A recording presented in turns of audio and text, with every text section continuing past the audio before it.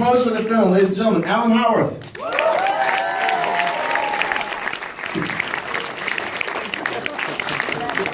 Alan? Alan? Is he coming? Okay. Do we have Alan McElroy? Is he ready? Alan? All right, hell with it. You guys all want Danielle anyway. She's here. Danielle Harris.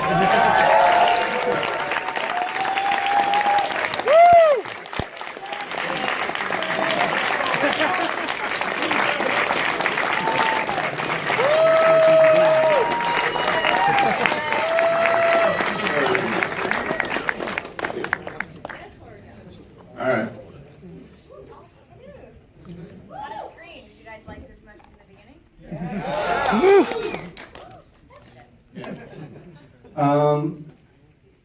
I know you know what was, when you made the film, did you have, oh, we have Alan, okay.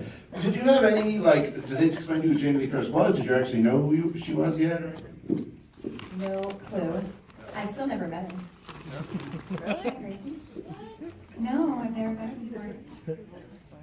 I know, right? But whatever, we're here, right? No idea. No idea. I think maybe like a few years later I watched the original Halloween. But I was just like, oh yeah, I get to go to Utah and I don't have to go to school and I get to have macaroni and cheese at 3 in the morning and, you know, things that you do when you're 10 and that you're stoked about.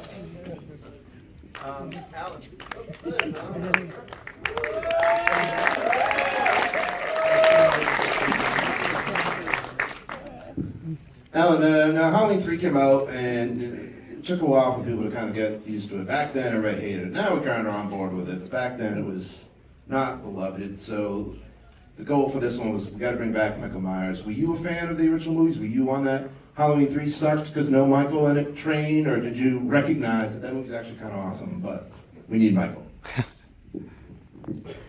Back then, Halloween 3,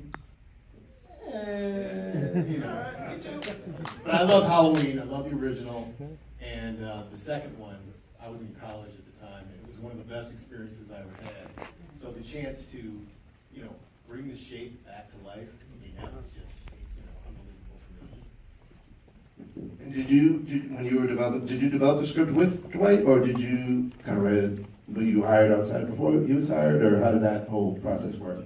I know there's like a writer's strike thing too. Yeah, they had a bunch of scripts that weren't working, and they were running out of time. There was a writer's strike coming.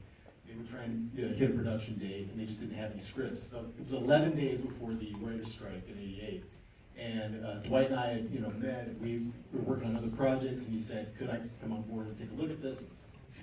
He couldn't stop me. I mean, I couldn't wait to do it. So I had 11 days, and kind of looked at all the other scripts. Weren't working, and Dwight and I just kind of brainstormed and came up with the story, and this is Halloween 4. Oh, your question. Did you write this with the idea or the intention of having Jamie be the killer in the next one with Michael, or how did you? What was your idea with Dwight on the ending of this? Where did you guys want to see it go? Yeah, one of my ideas for the end, I mean, what I wanted to show at the end of the story was the idea that within this family, within this line, that the presence of Sam Hain would continue, and that it was being passed on to her. And obviously, you know, purging that evil was part of the story. So this has come on to her, but how can we rid this evil that cannot be killed, cannot be destroyed, is being passed on, but how can we save Jamie, and how can we eventually find a way to purge Sam Hain, at least from that family line. Well, where do you think the druids? Interesting idea. No. Alan, if you you brought back the iconic Halloween theme, but you really brought your own, your own staple on it. Talk about developing that. How much, to make it your own. How much to make it. Sure. Well, I actually asked John Carpenter if it was okay if I went on with the Halloween stuff, because I'm still working with the guy, right? And there was a little issues about making more, you know, him and Deborah didn't want to do it, there was some stuff, they finally resolved that situation. But I wanted his blessing, right? And so, hey, do whatever you want, you know, your thing. And I'm glad I did. You know, here we are talking about this movie, and but Mustafa said, make sure I have that Halloween music. You know, so hence the, you know, John Carpenter's original Halloween made the roadmap of how you make a Halloween movie. You know, it's his theme. Dun, dun, dun, dun, dun, dun, dun, that's him, right? Bottom, bottom, bottom. These are all the things that were the map that I had to follow just because it was Halloween. There was no way to escape that. That's what the fans expected, and it works, right? Yeah. The character. So that was that stuff. So this was my first outing without John Carpenter in the studio.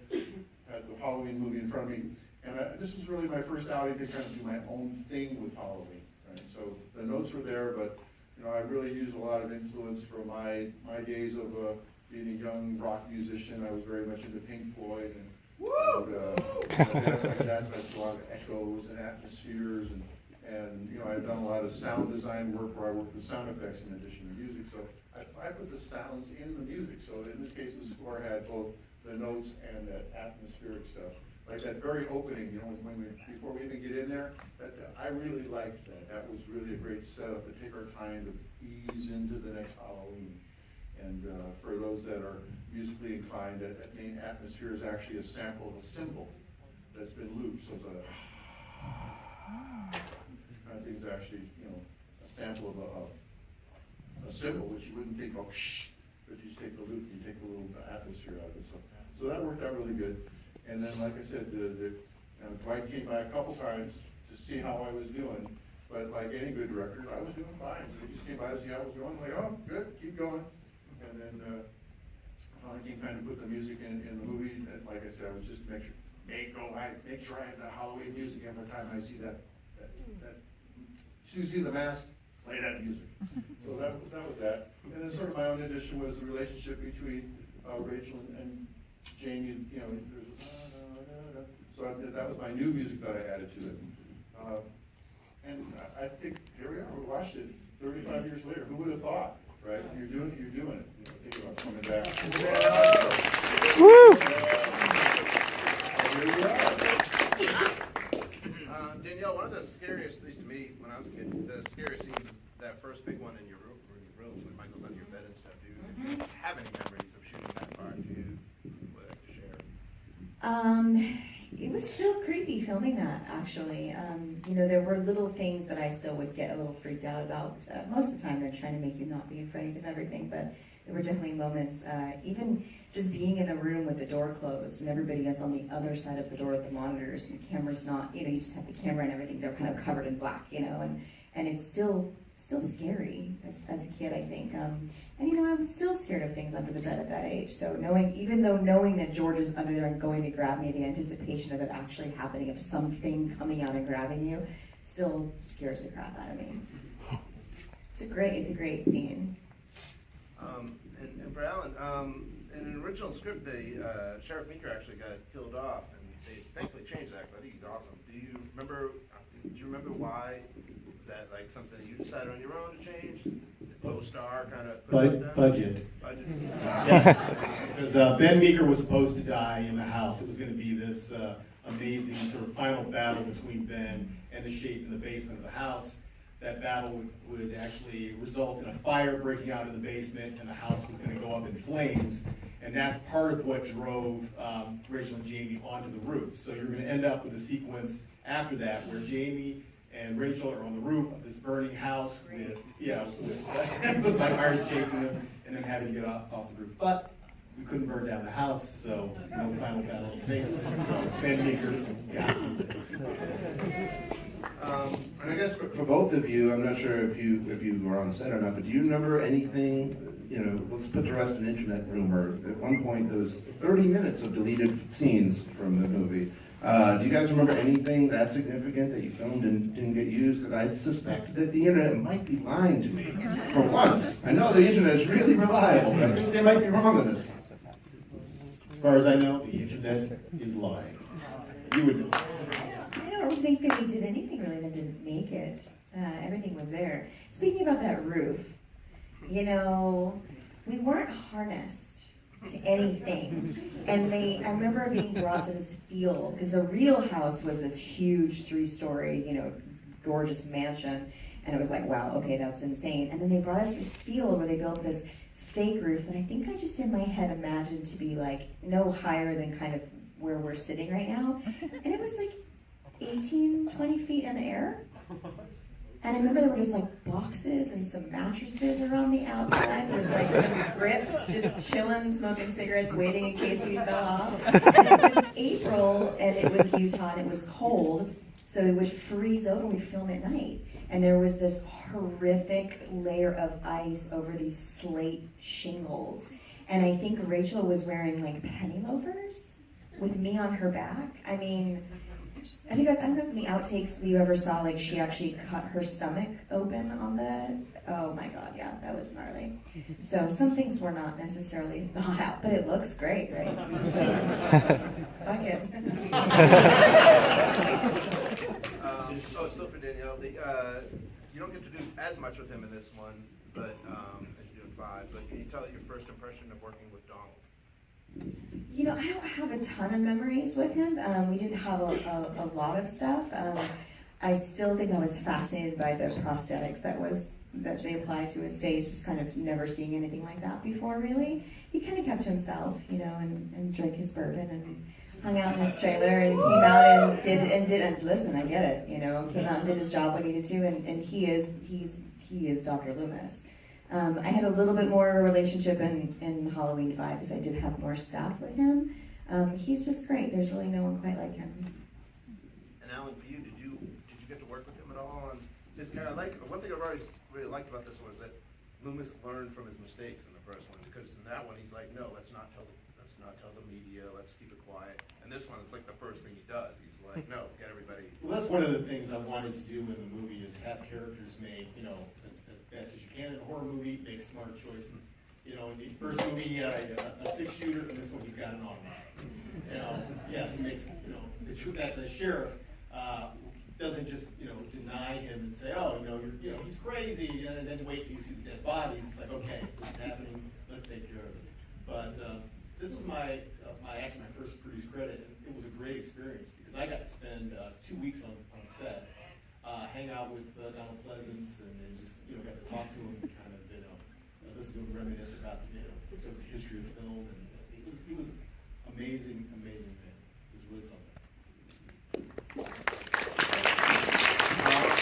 You guys have a couple of questions, not stories. Questions for these guys. Let's say your hand first. I don't know if you can answer this. I don't know if this is a Dwight Little question or not, but in the schoolhouse, for a second, we see like the Ben Tramer blonde hair. Yep. And I always wanted to know that. I mean, I saw this in the theater when I was a kid, and I was always just wondering why was that. I mean, I don't know if that was a Ben Tramer homage or I didn't mess up. For quite a while, well, initially what we wanted was to use the original mask from the original from the first movie. When we got a hold of that mask, as it turned out, you know, that the blonde hair had been bleached or something had happened to it, the hair was blonde. For you know, the 2 weeks I was there while we were shooting, that was the mask that we had been using, and we realized, okay, we can't use that mask. It's just not working for us. So they went back and actually reshot a lot of that with a different mask. But that particular sequence, we couldn't go back and reshoot because it's a stunt throwing through that window. Right. So there was just no way to cut around it. So for that split second, we got to see it. All right, 30 years of that bothering me. Yes, sir. When the doctor's typewriting, it says Michael M. Myers, but in the first one, you know, obviously in the second one, Michael Audrey Myers. So what does the M stand for, just out of curiosity, or did you guys just completely ignore that? Yeah. Hey, do you watch Star Trek? Yeah, it's James R. Kirk in the pilot. In the pilot. Same problems. Thank you. There are no mountains in Illinois either.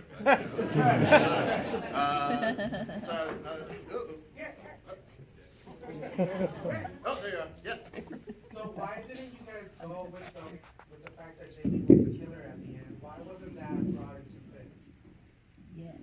Alan didn't write the fifth one, I don't know. I just, Like, it would have been bossier, it would have been. yeah, but it was like 1990. You know, I mean, there was like Gage and Pet Sematary, but I just don't know if we were ready for it yet. I mean, killer kids are creepy, right? Now, but I don't know if like back then that would have been realistic. I mean, a little girl in a costume killing people, like, I don't know, I A mean, female killer would have been amazing. yeah, but I was a little girl dressed as a clown. Let's not forget, no one was exactly receptive to Halloween 3 not having Michael Myers, so they probably didn't want to Right. risk. I mean, I probably would have just ended up in an insane asylum, like, you know, I mean, they kind of tried to do, I think, I mean, listen, Halloween 4 is, I think, the greatest, next to the original, right, so far. Halloween 5, I thought, is a great movie as its own thing, you can't follow 4, in my opinion, with 5, because it's very, very different. But, you know, in 5, the mute thing, and, you know, going into shock, there's a lot of things that were really influenced, I think, by our director. But I don't know how it would have been if it would have been different. Maybe if they make a Halloween 5 now, which I think would be the next one, I can come back as a killer or something. I think I'm done, but we'll see. Yeah, right here. On screen, Michael seems to transport really, he ends up in a lot of places. I'm wondering if script-wise, that was an intentional thing, because he seems to show up, like this is the only one versus the others that he seems to really get a lot of locations. He's a mover and a shaker. Is there an intention? No, there wasn't. I mean, in the script, I really intended him to move, you know, at a realistic pace. But you know, you don't want to wait. And also, you are dealing with a character that is supernatural. So, you know, his ability to move.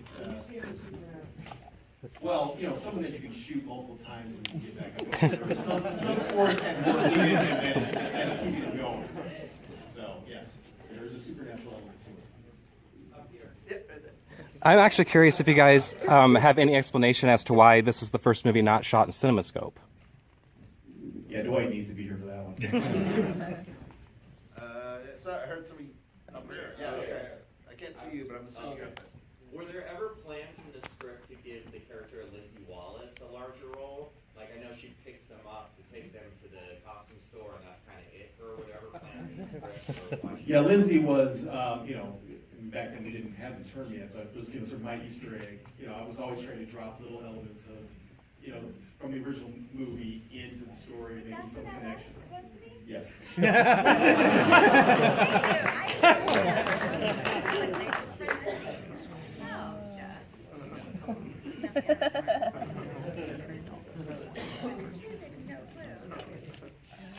Yeah, right here. Okay. This might be a good one for you. Smart ass one, but a good one nonetheless.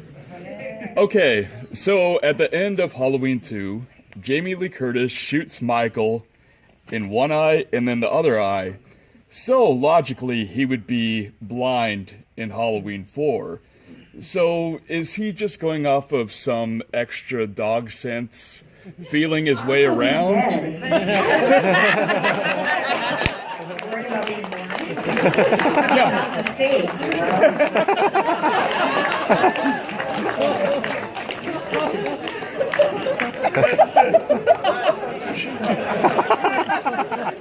On that note, though, that your script, I'm assuming it's not a budget thing, your script actually did have a bit of a flashback, kind of at least showing how Loomis survived the explosion. Yeah, the opening of the original script was a sort of quiet shot looking down a hospital corridor at a distant wall. and it's silent, and then all of a sudden there's this explosion, and the wall breaks open, and you just see Loomis in flames coming right at the camera. And, but, you know, Lloyd didn't want to link the film to two, he wanted to start off with the film's, you know, his own film. But that was the initial opening of the script. All right, couple more. Yeah, right here. I'm just curious, based on what you said about the house catching on fire and budget pulling back on that, did you have a bigger plan for what went down at the school? There was actually a sequence in the school that Mustafa then actually used in Halloween H2O, where Jamie hides in one of the classrooms, and we see Michael searching for her in the classroom, and he's, you know, going from table to table, driving a knife through the different tables, hunting for her. But we ran out of time in terms of shooting, so we just did that little moment in the hallway. And as you'll see when she runs outside, again, running out of time, that's all, that shot with, you know, sort of the beer bellies outside meeting her, that's all shot in the master. Yeah. We cut away back to the school just to show that the interior is empty, but it was, you know, it was all about time. Thank you. All right, one more. That's another guy. Oh, man.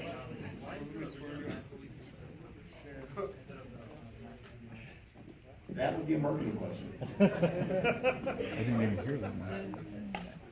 Final thoughts on the movie, guys? You guys, Alan, you just said, when was the last time you had watched it? Oh, I haven't seen it, at least 15 years. You know, that one of the problems of working on the movie is you can't really sit in the audience after you've done it. You're too involved. You know, the director is worried about, oh, that shot I never got right in the head, it's crappy, and you know, I watched her lip sync and stuff like that. And, you know, so you just kind of go, so this, I sat, I watched it, you know, I was in the audience tonight with you guys, and it still holds up. It really does, and that's what we're really working on.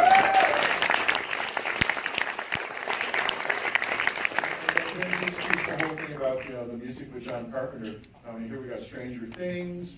You know, it's got a whole revival of what we did in the 80s. I'm actually working on a movie right now called Hoax, and the director wanted me to actually set up the original analog synthesizers, not use digital samples. Actually revisit what we did those days to put that in his next movie. So there's a whole, everything's in cycles, it goes around. So I was glad to do it. I actually had, you guys will laugh, I actually had to go out and find a Profit 5 synthesizer which I had sold years ago. The thing cost me $9,000. Oh, Jesus. It's pristine, and I will never sell it again. and just as a PS, I did bring some CDs and stuff to sign after you guys are done. If you want to participate now, I'll be out there. Woo! Just want to thank you guys for being fans after all this time. Where do you go? We love you! Movie, I would have had a very different career. So, and it really is a testament to all of you guys being fans of this this franchise and of our work we all did together. And I'm just happy to be a part of it. So, thank you. Woo! I'll just say that I've worked in the film industry for, you know, 30 years. And writing Halloween 4, working on it, being on set, is still, bar none, was and still is the best experience I've ever had in the film industry. I love this film. Everything about it, I love your work, I love the music, everything about it. But again, this film is just, you know, it's been great. And I'm just so happy and thankful that everybody's here and just hear you guys laugh and applaud and enjoy the film. So thank you.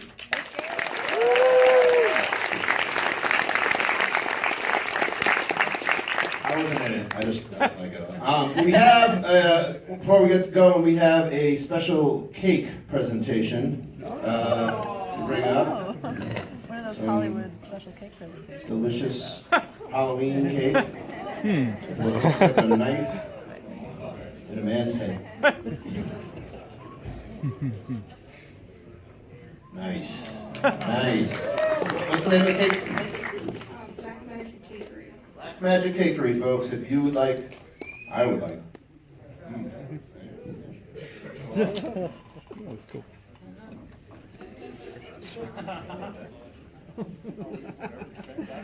Gonna kill somebody? I can't right now. Yeah.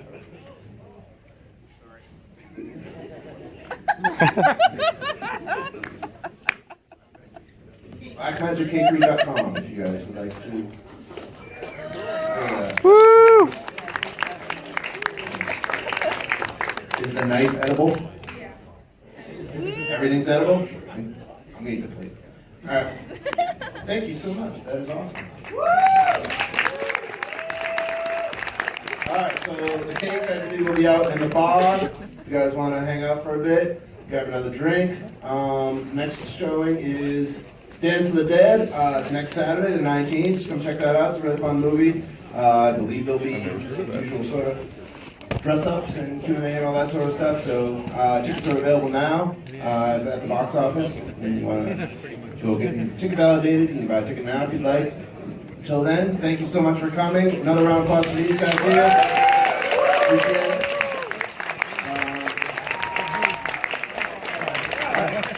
If you guys could just stay seated, because some of our guests have to skedaddle too. So if you guys could just stay seated for a second so we can get going, that would be very much appreciated. Thank you.